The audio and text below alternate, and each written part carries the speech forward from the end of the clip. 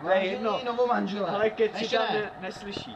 Vážení snoubenci, sešli jsme se zde, aby jsme spojili tyto dvě duše před obrazem Chytřenky A Žižky? aby Lukáš konečně si šáhnul na holku, zjistil, že neexistují jen kámoši a konečně mohl políbit ruku. Takže já si beru tebe, Marie, Šepsová! Marie Šepsová, za svou pravoplatnou manželku. Říkáte oba ano. Ano!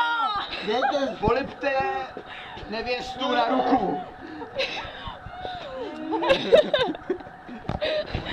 A tímto vás prohlašuji za muže a ženu. Prsteny jsme zapomněli! Prsteny, tak? Prsteny.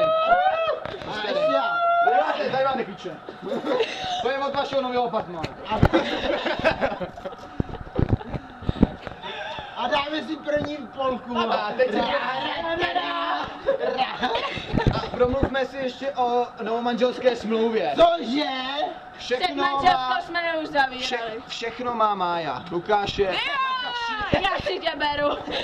Já jsem ale starosta.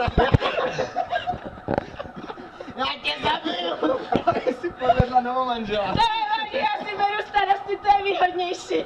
Jdeme, mám auto a sekretářky. No počkej, já mám firmu a sekretářky.